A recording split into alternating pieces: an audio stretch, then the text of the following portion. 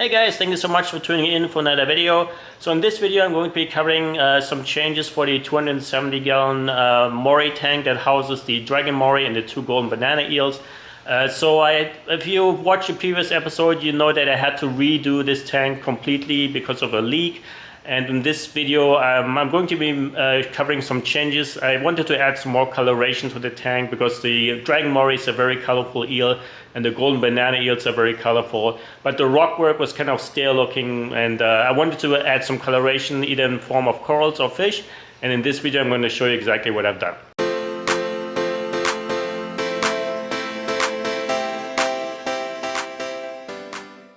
Alright, so like I mentioned in the intro, I'm going to be adding some coloration into this tank.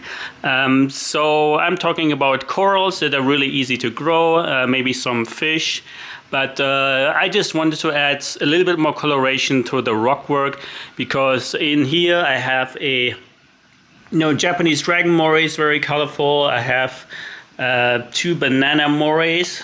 Let me see if you can, there's one right there. So, bright yellow morays and, dragon morays also being very colorful. But I wanted to add a little bit more because it's looking a little bit too stale for my taste. And so for corals, I'm not really a big coral grower. So I'm looking for something that's really cheap. I'm using actually tap water for this tank, so I don't want anything hypersensitive to tap water. I want something that doesn't require a whole bunch of lights, so I hope that these three AI Vegas are enough, and they do cover the right spectrums for most corals, so I should be able to technically grow whatever I want, but I will still stick to the easy ones first and maybe progress later. But here you see behind the dragon moray a big plate of green star polyps. So that is something that I look forward to for it to grow. And up there I have another piece. And so I actually purchased 30 more fracs of green star polyps because they were really cheap, they were on sale. So some people will say, why don't you just chop up this and then spread it over the tank, but I don't have a professional table saw and I didn't want to just use a hammer and screwdriver, so I just left this intact. And if I just leave this in the tank and nothing else, this will take forever to grow into all directions and sprout and cover the tank. So that's why I decided to buy 30 individual fracs in addition to that. And here they're currently acclimating to the temperature, so that's not going to be a big deal. So and then I'm just going to be placing them all over. And then, they will slowly, hopefully grow. They will probably start growing in about a month because they are still going to be stressed out. I will be setting these lights into cold acclimation mode. And then you will see how they're doing. I think they need to be, the water for the green star polyps need to be supplemented with iodine. So I purchased some of that and have it drip feed into the sumps through a dosing pump. And they do need also a good amount of flow. So we have these two Gyro 350 pumps, one on each corner. And then we have the normal, return pumps.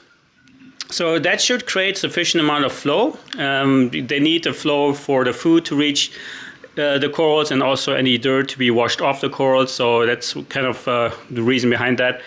But so when the green star polyps then are fully established, I may think about, maybe some Ricordea mushrooms. I heard they're really cheap. And they're also not going to be, covered or overgrown by the green star polyps. So once the green star polyps reaches a Ricordea mushroom, it will not grow over it, it will just grow around it, or that's what I heard. So I'm waiting for those to go on sale, and then the tank should look a lot better. And so let me get started on placing 30 green star polyp fracs, and then I pick up the camera when I'm done with that. Alright, so it's actually been a couple of weeks now since I placed the GSP all over the rocks, and I have been dosing this tank with iodine because I was told this will spur the growth a little bit further. It is a very fast growing coral already, but Obviously, I want this to be covered as quickly as possible. But I also thought about adding some other colors. So if you only have green everywhere, I mean, it can look cool, especially when it glows like this under this blue lighting. But I did purchase some Ricordea mushrooms, and they just were delivered today. So got a really good deal. So I bought 50 of those, around $15 each. Come in various colors. And now I will have to basically lower the water down to like here. So I have all these rocks exposed so I can glue them onto the rocks as good as I can.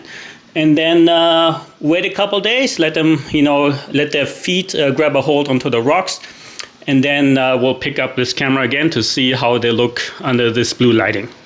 Okay, so I just unboxed the 50 Ricordea mushrooms, and didn't expect them to not be on frag plugs, but this is actually easier for me then to install them, because the 30 GSPs that I installed previously, I was actually beginning to run out of holes in the live rock to plug the frag discs on. So this is actually great, but this is kind of what 50 Ricordea mushrooms look like. So I expected them to be a little bit bigger and more colorful. I mean, if you look at the picture from the website, and then you take a look at what I received. But obviously these, the lighting has a lot to do with it, and obviously these are stressed out. So I will install them and give it a couple days, and then hopefully they will look really nice.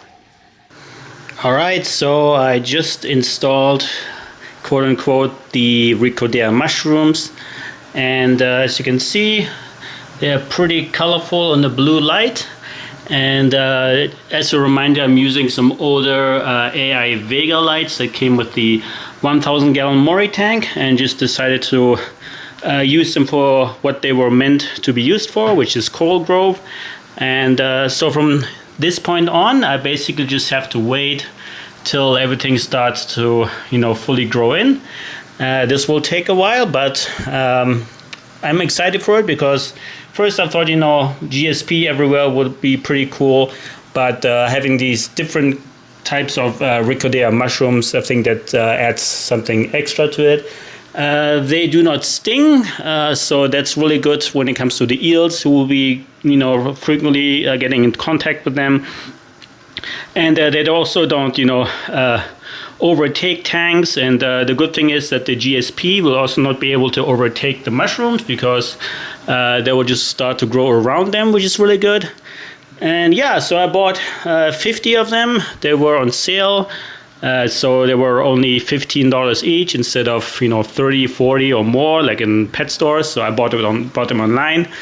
And yeah, so this tank will be my kind of like my gem tank, like a very colorful tank. We have a Japanese dragon moray in here, we have 2 golden banana eels, and then we have all this glowing GSP in here, which looks starting to look really nice. And then of course all the Ricordea mushrooms. And yeah, so I do not plan to ever make any changes to this tank again. I know I keep saying that with the 1,000 gallon tank, but with this one, I want this to really settle in, let everything grow in. I purposely chose, this rock to the wall setup, because I'm using these huge rocks, not the normal base rock where you buy a 40-pound box and it comes into like 8 smaller pieces like the one up there. This type of base rock comes in only 2 to 3 pieces when you buy the 40-pound box, so each piece is really big, which allows plenty of water flow, so you don't have this typical problem with a bunch of rock against the wall, creating a bunch of dead spots because the openings are so small. Here the openings are all really big, so that's really good. That also means that the Japanese dragon moray, once he reaches his full 3 feet of length, that he will still be comfortable moving through this rock system. And then the banana eels, they will only grow to 2 feet, and I think they're getting almost reaching that length, so I don't see any problems with them moving around this tank. And yeah, so Now I'm just starting to think what else could I put in here in terms of fish. So I have a bunch of small fish, a bunch of damsels, you know, black stripe. I have yellow-tailed damsels. I have 2 cardinal fish.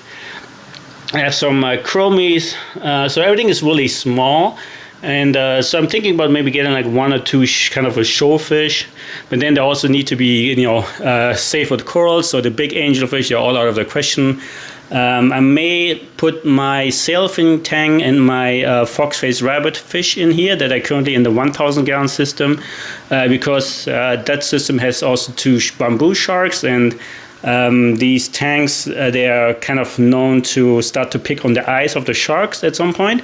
So I want to avoid that. So I will probably be putting these 2 in here. So that will add some bigger fish in here instantly.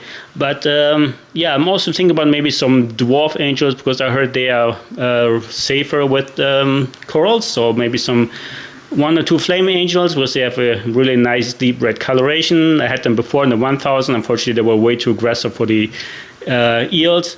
I'm not sure if that would be too aggressive here. Maybe, but so maybe I will be thinking about something else, like I don't know. We'll see. But for now, I'm just letting this settle in, let the corals find their places.